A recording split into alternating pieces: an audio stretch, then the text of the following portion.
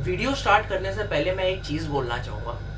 अभी कोटा फैक्ट्री का सीजन 2 का ट्रेलर आया है, देखा जरूर होगा आपने। उसमें जीतू भैया है हमारे, एक बहुत सही चीज उन्होंने बोली, अपने सपनों को ड्रीम्स बोलना बंद करो और एम बोलना स्टार्ट करो, क्योंकि ड्रीम्स जो होते हैं वो देखे जाते हैं और जो एम होता है वो अचीव किया जाता है। हम लोग अगर कुछ एम करते हैं करने का और उसे अचीव नहीं कर पाते तो हम उसमें फेल कर जाते हैं। अब कहीं ना कहीं आपका भी एम था कि नीट से आपको गवर्नमेंट मेडिकल कॉलेज में सिलेक्शन मिले और वो अचीव नहीं हो पाया, तो कहीं ना कहीं कुछ रीजंस की वजह से आप उसमें फेल हो चुके हैं। मैं आपको अपनी ऑनेस्ट फेलियर स्टोरी बताने वाला हूं। पूरा वीडियो देखने से पहले प्लीज कोई प्री कंसेप्शंस मत बनाइएगा। मैं आपको सच बता रहा हूं, नीट 2017 में मैं भी फेल किया था। एम्स में मैं डेफिनेटली पास किया था, लेकिन नीट 2017 में जो मेरे दिमाग में एक्सपेक्टेशंस थे, जो मेरे सेट एम था, वो मैं नहीं अचीव कर पाया। लेकिन एक और चीज बोलूं ऑनेस्टली आज, कि मैं गनीमत है इस बात की कि मैं नीट 2017 में फेल किया, तभी आज मैं एम्स दिल्ली में बैठा हूं। अगर मेरे नीट में 655 की जगह 695 या 690 नंबर आ रहे होते, मैं गारंटीड बोल सकता हूं कि मेरा एम्स दिल्ली में सिलेक्शन नहीं होता। और मैं तो सिंपल ये भी चीज बोलता हूं, जिसकी ऑल इंडिया रैंक 1 थी मेरे साथ, मेरे 2017 के पेपर में, उसका एम्स दिल्ली में सिलेक्शन नहीं हुआ। मेरी प्लीज पूरी स्टोरी सुनना और फिर आपको चीजें समझ में आ रही होंगी। तो हाँ, मैं हूं एक फेलियर, हाँ मैं हूं एक लूजर, लेकिन गनीमत है कि मैं एक लूजर हूं और गनीमत है कि मैं फेल किया 2017 के नीट में, इसलिए मैं आज एम्स दिल्ली में बैठा हूं। स्टार्ट करते हैं मेरी पूरी स्टोरी। आप लोग जानते ही हो, 10th तक मैं एक एवरेज स्टूडेंट तो नहीं कहूंगा, अबव एवरेज स्टूडेंट था। मेरे 10 सीजीपीए जरूर आए थे, लेकिन मेरे साथ मेरे क्लास में 150 बच्चे थे पूरे हमारे सेक्शंस मिलाकर, और उसमें करीब 50 बच्चों के 1/3 बच्चों के 10 सीजीपीए आए थे। अगर आप इसको एक्स्ट्रापोलेट कर दो, नीट में अगर 15 लाख लोग हैं, तो अगर 5 लाख लोग आपके ये 10 सीजीपीए वाले हो गए, सीट क्या 5 लाख है? नहीं, सीट तो ढंग की 10,000 15,000 है ना। तो इन 5 लाख में से भी केवल 10,000, जो कि 2% होता है, उनको गवर्नमेंट मेडिकल कॉलेज मिलेगा। और एम्स तो इन 5 लाख जिनको सो कॉल्ड 10th में 10 सीजीपीए होल्डर्स कहते हैं, लेट्स से, जिसको मैं एक्स्ट्रापोलेट कर रहा हूं, तो उनमें इन 5 लाख में से केवल 50 सीट है, जो कि कितनी होती है आपको पता है? 0.01%। आप समझ पा रहे हो मेरी बात? तो सिंपल सी बात है, 10th में मेरे 10 सीजीपीए आके मैंने कुछ ऐसे उखाड़ा नहीं था। कोई एनटीएससी, कोई ओलंपियाड, मैंने कोई भी 1000 रैंक तो छोड़ो, मेरी उसमें कभी भी यार सिलेक्शन ही, मुझे याद नहीं आ रहा कब मेरा किसी में सिलेक्शन हुआ है, किसी ओलंपियाड या एनटीएससी में तो हुआ ही नहीं मेरा, है ना। तो 10th तक मेरी ऐसी स्टोरी रही। 11th से मुझे ये भी नहीं पता था कि मैं क्या, नीट जो है क्या चीज है। उस वक्त एआईपीएमटी होता था, 2015 की बात है। और जब मैं 11th में घुसा, मैंने उन लोगों को देखा। पहले तो मेरे को ये नहीं पता था 720 का पेपर होता है, क्या चीज है ये सब ना, मेरे को कुछ नहीं पता था। मैंने उन लोगों को देखा जो कि क्लास 9th से क्लास 6th से पढ़ाई करना स्टार्ट कर चुके थे, और उनके ऑलरेडी क्लास 11th की बात बता रहा हूं मैं, क्लास 11th में उनके, जब वो नीट के मॉक पेपर लगाते थे क्लास 11th में, सही सुना, 600 के ऊपर नंबर आ रहे होते थे। मैं सोचता था, मैंने सोचा कि यार क्या यार, मेरे को पहले से पढ़ना चाहिए था क्लास 9 से। क्यों मेरे पापा मम्मी ने मेरा एडमिशन नहीं कराया फाउंडेशन में? क्यों मैं इतना अनलकी हूं? पहले मैंने ये सोचा, फिर मैंने इस चीज को एक्सेप्ट किया। ठीक है, हूं मैं अनलकी हूं, मेरे को नहीं पता था, लेकिन ठीक है, जो भी हुआ गलती, कोई दिक्कत नहीं, लेकिन मैं अब स्टार्ट करूंगा। मैंने उस वक्त स्टार्ट की प्रिपरेशन। स्टार्ट करने के बाद इतना आसान नहीं थी जर्नी। फिजिक्स मुझे पल्ले नहीं पड़ती थी, जो बेसिक्स थे, डिफरेंशिएशन, इंटीग्रेशन, मेरे को समझ ही नहीं आते थे। जो कोचिंग होती थी उसमें पूरे, आप सोचो कि पूरे स्टार्टिंग के 4 महीने 5 महीने तो एक chapter animal kingdom, biological classification या फिर न्यूटन लॉज ऑफ मोशन तक ही होता था। आ चुका था सितंबर तक का समय, और ये 1-2 चैप्टर्स हुए थे। मेरे टेस्ट में कोचिंग में ठीक है थोड़े बहुत नंबर आ रहे थे, और मैं अच्छा परफॉर्म कर रहा था, लेकिन वो आप सोचो बायोलॉजिकल क्लासिफिकेशन के मुनैरा का भी एक छोटा सा पोर्शन का टेस्ट हुआ करता था। अब आ गया सितंबर और मेरे हाफ ईयरली एग्जाम हो चुके थे स्कूल के। अब यहां पर दोस्तों एक एग्जाम था जिसका गनीमत है मेरे पापा ने अप्रैल में जो था वो फॉर्म भरा हुआ था, नवंबर का एग्जाम था KVPY। मैंने सोचा कि अमन तूने ना कभी यार कोई भी कॉम्पिटिटिव एग्जाम ढंग से दिया नहीं, यहां तक जो NTSC था तू इधर उधर देख रहा था, तेरे को समझ नहीं आ रहा था पेपर, और कोई क्वालिफाई भी नहीं तूने किया अच्छे से, रैंक तो दूर की बात। तो अब एक बार अमन अच्छे से ट्राई करते हैं, एक बार देखते हैं यार कि कुछ हमारी हैसियत है कि नहीं कॉम्पिटिटिव एग्जाम निकालने की। अब मैं पूरे 1 से 1.5 महीना जो था सितंबर आधा और अक्टूबर वाला नवंबर के अपने KVPY के एग्जाम के लिए पढ़ा। मैंने पूरी बायोलॉजी क्लास 11th और 12th की अपने 11th में ही उस वक्त खत्म की। सुबह से शाम तक पढ़ता था, स्कूल जाना मैंने छोड़ दिया था, मेरी अटेंडेंस अच्छी खासी थी, और इस दौरान मैंने इतना पढ़ा जितना मैंने उससे पहले लाइफ में कभी भी नहीं पढ़ा था। आपको जान के आश्चर्य होगा KVPY में मेरी रैंक तो दूर की बात, मेरा उस जो लिस्ट होता है ना उसमें नाम तक नहीं आया। बहुत रिग्रेट हुआ, बहुत दुख हुआ, झूठ नहीं बोलूंगा, बहुत दुख हुआ कि यार इतना मेहनत करके यार पेपर ही पहले तो ऊपर से गया, क्योंकि एग्जामिनेशन हॉल में पेपर लगाना डिफरेंट हो जाता है एज कंपेयर टू आप घर में बैठ के जब सोचते हो कि आपको इसका आंसर आता है कि नहीं आता। जब ऐसा हुआ मेरे साथ तो मैंने सोचा यार अब तो गए यार, अब तो कुछ नहीं हो सकता यार, क्या मतलब इतना मेहनत ही लाइफ में नहीं की तो अपने बस की बात नहीं है यार, अपने बस की बात नहीं है टॉप करना, अपने बस की बात नहीं है नीट में सिलेक्शन लाना। अभी ध्यान से सुनना, 11th में मेरा एम था केवल एक गवर्नमेंट मेडिकल कॉलेज ही मिल जाए, एम्स तो बहुत दूर की बात, गवर्नमेंट मेडिकल कॉलेज मिल जाए नीट से 2 साल बाद, वही मेरे लिए मेरा एम था। अब क्या हुआ, मैंने KVPY में फेल किया, लेकिन इस चक्कर में लास्ट टाइम में क्या होता था, कोचिंग में स्कूल का बहुत प्रेशर हो जाता था। जो ऑल इंडिया टेस्ट सीरीज होती थी वहां पर जो बच्चे थे वो बहुत कम हो जाते थे, जहां एक पहले 200 बच्चे क्लास में बैठ के दे रहे होते थे टेस्ट, लास्ट में आके 20-25 बच्चे रहते थे, क्योंकि उनको अपने क्लास 11th का पढ़ना होता था, प्लस नंबर कम हो जाते थे तो फिर वो आते नहीं तो डिमोटिवेट हो जाते थे। मैं सारे टेस्ट दिए और मैंने देखा कि मेरे मार्क्स भले ही कम हुए, 500 तक पहुंचे, मेरे एक टेस्ट में 512 भी नंबर रहे, है ना, ऑल इंडिया टेस्ट के, लेकिन मैंने देखा कि बाकियों के कंपैरिजन में जितने उनके फॉल किए हैं उनके तो 200, 250, 300 तक कर रहे हैं, मेरे नहीं फॉल किए थे, क्योंकि मैंने एक बार सिलेबस पढ़ा हुआ था KVPY के दौरान में। मेरे पापा कहते हैं कि पढ़ा हुआ नॉलेज कभी भी वेस्ट नहीं जाती। अब मेरे को ये रियलाइज हो रहा था। अब मैं आया क्लास 12th में और मेरे पास पूरा ये मार्च, अप्रैल और मई का समय था। इस वक्त मैं और जोर शोर से पढ़ा, मैं जितना पढ़ सकता था पढ़ा। अब मेरे नंबर जो है, जो होता है ना, कहते हैं कि आपने पहले जो होती है आपकी जो भी पेड़ होता है जितना ऊपर होता है उससे बहुत नीचे वो नीचे होता है, ग्राउंड के उसकी रूट्स होती हैं, वैसे ही एक आइसबर्ग होता है जितना आपको ऊपर दिखता है उससे नीचे बहुत टाइम्स होता है, आइसबर्ग फिनोमेना कहते हैं। तो वैसे ही मेरी रूट्स स्ट्रांग हो चुकी थी। अब मेरे जो मार्क्स थे बहुत स्पीड में बूस्ट होना स्टार्ट हो गए।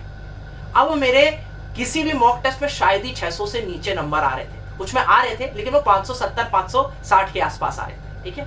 अब मैंने पहली बार मई या जून 2016 में सपना देखा कि मैं भी कहीं एम्स में पहुंच सकता हूं। ये मेरी पहली बार थी और मैंने क्या किया, उस वक्त रीनीट होना था, नीट फेज 2 होना था बेसिकली। तो अब जब वो शेड्यूल था मैंने सोचा कि अब मैं फिर से पढ़ूंगा KVPY की तरह, अब मैं पूरा नीट का सिलेबस पढ़ डालूंगा अपनी मेहनत करके। अब मैंने सोचा कि और जिस दिन नीट होगा, नीट फेज 2, मैं जो हूं उस पेपर को लगाऊंगा 3 घंटे में, देखता हूं क्या होगा मेरे साथ। आपको पता है मैंने सिलेबस तो पढ़ लिया, मेरे को चीजें आती भी थी, और पता है नीट का पेपर जो था मेरे उसमें 600 नंबर बन जाते, लेकिन हुआ क्या, मैंने ब्लंडर की टाइम मैनेजमेंट की और इसकी वजह से मेरे मार्क्स थे 496। My dear friends, I failed in this. अब नाउ यू वुड से कि भैया आप तो क्लास 12th में थे। हाँ, नीट 2016 जब हुआ, जब मैं क्लास 12th में था, लेकिन मेरा एम था और मैं अचीव कर भी सकता था, लेकिन मैंने ब्लंडर की, that was my time management and I failed in that. और सिंपल सी बात है, चाहे मेरे को 700 नंबर का पेपर आ रहा होता तभी मेरे 550 से ज्यादा आ ही नहीं सकते, क्योंकि मैंने टाइम मैनेजमेंट में फेल किया। आते हुए क्वेश्चन मैंने कर ही नहीं पाया, क्योंकि मैं ये सोचने लगा कि अमन यार अगले साल ऐसी नीट दे रहा होगा तू मई में, और इस क्वेश्चन को बहुत ध्यान से गोला भरते भरते मैं उसको बबल करते हुए बहुत ध्यान से सोच रहा था कि ऐसे कि यार ये गड़बड़ ना हो जाए। बहुत स्लो भर रहा था और बड़ा केयरफुली भर रहा था। समय खत्म हो गया। अब मैंने सोचा, मैं वापस आते हुए मुझे आज भी याद है, मैं यही बोला कि अपने मतलब मैंने अपने दिमाग में सोचा, मम्मी मेरे को घर ला रही थी कार में, तो मैं अपने दिमाग में ये चीज सोच रहा था कि अमन यार अगली बार ये गलती नहीं करनी है, चाहे जितना पेपर आए ऐसा नहीं करना है कि पेपर छूटना नहीं चाहिए। ये मैंने अपने आप से प्रॉमिस किया। अब मैं मेहनत करता रहा और मैं आपको ऑनेस्ट बता रहा हूं, इस पॉइंट ऑफ टाइम पे मई जून के आसपास 2016 है ना, जब मैं 12th में था, मैं जेईई के पेपर लगाना स्टार्ट कर दिया था। डॉक्टर पीयूष को जान रहे हो कि उन्होंने मेरे को सजेस्ट किया था। 360 के पेपर में मेरे 200 नंबर आते थे, बहुत अच्छे होते 200 नंबर। मैथ्स के बिना, मैथ्स 120 नंबर की होती है, 240 में से 200 नंबर आते थे, वो भी जेईई के पेपर में। मैंने 2010 से सारे पेपर लगा दिए, बल्कि 2007 से मुझे याद आ रहा है मैंने पिछले 10 साल के पेपर लगाए थे पूरे, और उसमें टाइम बाउंडेड मैनर में फिजिक्स केमिस्ट्री में लगाता था। अब क्या हुआ, इसलिए मैंने आपको बोला कि मैं 496 नहीं वो मैं करता था। मैं चाहता तो मेरा जो एम होता था वो मैं ज्यादा अचीव कर सकता था, लेकिन मैंने टाइम मैनेजमेंट की गलती की 2016 में, और मैंने इस चीज से सीखा कि मेरे को टाइम मैनेजमेंट की गलती नहीं करनी। अब मेरा सपना हो चुका था कि यार मेरे को एम्स दिल्ली का मेहनत करनी और मैं फोड़ सकता हूं। मेरे को कॉन्फिडेंस आ गया था। अब मैं मेहनत करता रहा पूरे टाइम, ये चीज चलती रही, बोर्ड्स आए, और उसके बाद नीट जब आया, अब नीट से एक हफ्ता पहले मेरे 695 695 मार्क्स थे। एलएन का वो टेस्ट था, मुझे याद है, AIOT all India open test, 695 मुझे आज भी याद है। और मैंने सोचा उस वक्त, मेरी ध्यान से बात सुनना, AIR 1 685 690 के आसपास जाता था 2016-17 के आसपास, है ना। मैंने सोचा कि अमन तू तो टॉप 10 के अंदर भी आ सकता है, तू डिजर्व कर रहा है, अच्छी बात है। अब जब नीट हुआ, ऑनेस्टली बता रहा हूं, मैं उस पेपर में 690 तक ला सकता था आराम से, लेकिन मैंने सिली मिस्टेक्स की और मेरे 655 नंबर आए मैंने जब कैलकुलेट किया।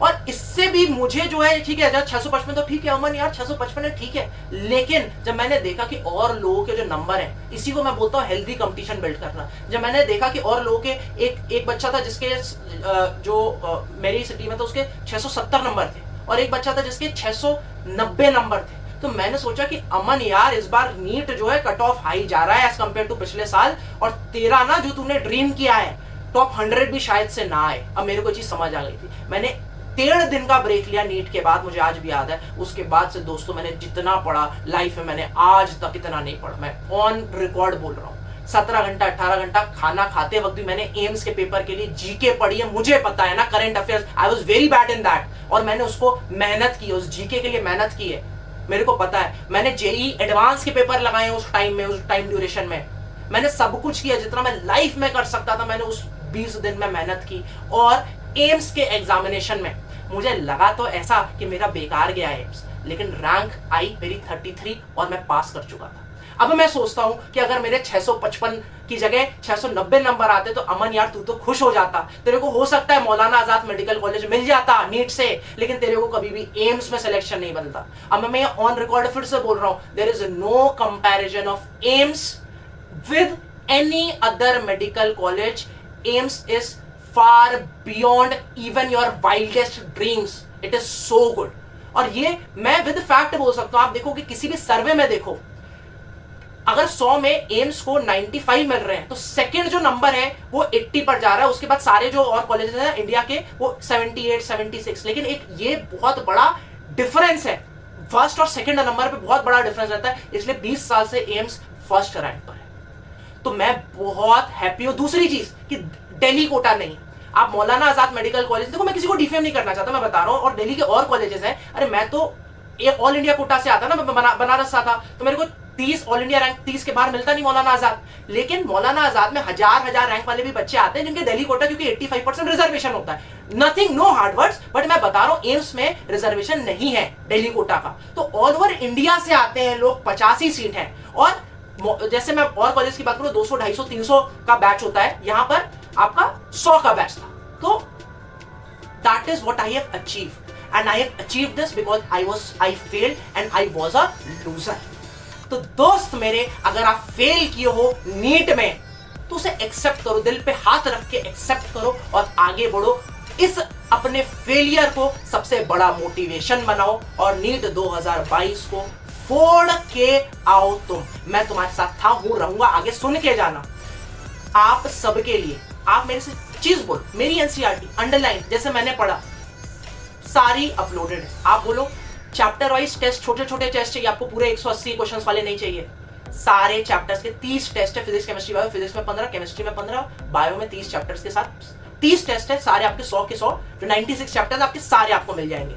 इसके अलावा आपको mind maps, formula sheets, NCERT के डायग्राम्स, वैल्यू चार्ट्स, सब कुछ आप सबके लिए ओपन कराया। मेरे टीचर बोलते थे अमन सबकी हेल्प करना, अभी मत करना, नीट के वक्त, नीट के बाद जितनी करना है उतनी करना। और मेरे को उनकी बात आज भी याद है, इसलिए मैं बोलूंगा अभी आप अपनी हेल्प करो, बाद में दूसरों को गाइड करना। Well and good.